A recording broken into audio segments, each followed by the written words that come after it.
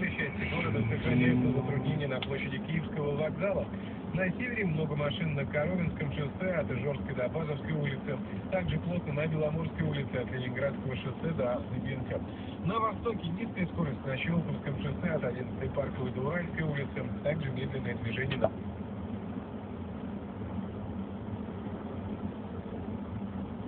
Установлено соединение со спутниками.